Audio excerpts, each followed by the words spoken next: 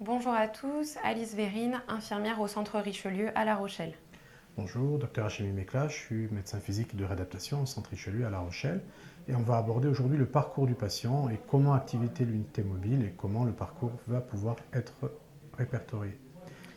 Nous allons commencer par comment activer le parcours et vous avez dépisté une hypertonie déformante acquise auprès d'un de vos résidents et maintenant, que se passe-t-il?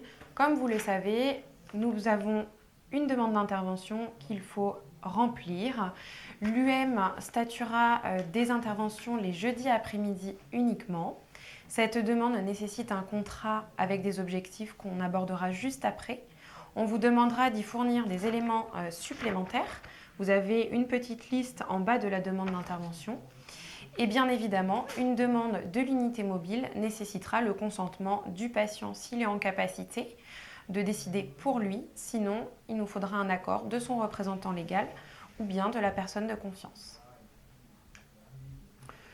Quels sont les objectifs qui méritent d'être déclinés?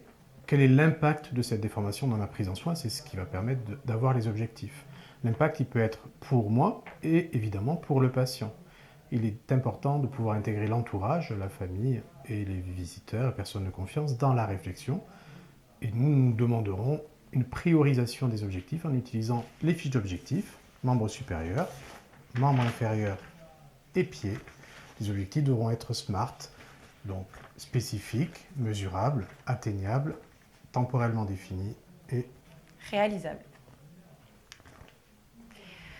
Donc pour commencer, une première téléconsultation sera organisée. Le premier rendez-vous sera donc fixé. Durant cette première téléconsultation, nous reprendrons les objectifs que vous aurez déjà préétablis avec le résident et son entourage, et puis bien évidemment vous, soignants.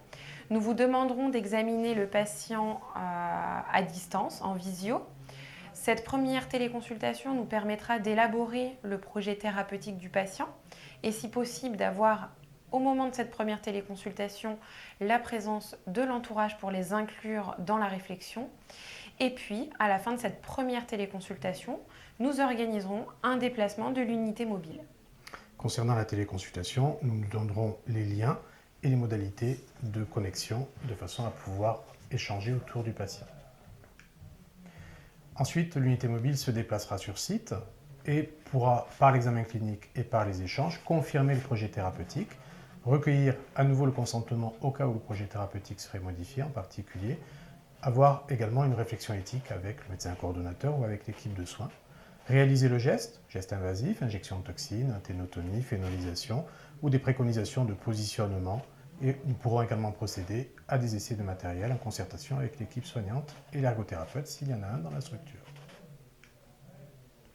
Le suivi s'effectuera de la même manière en téléconsultation, environ 3 à 4 semaines après la réalisation du geste.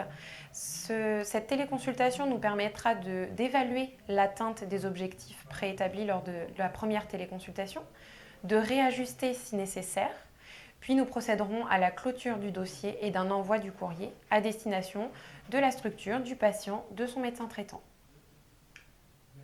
Nous vous remercions de votre attention et on se dit à bientôt pour venir intervenir dans vos établissements.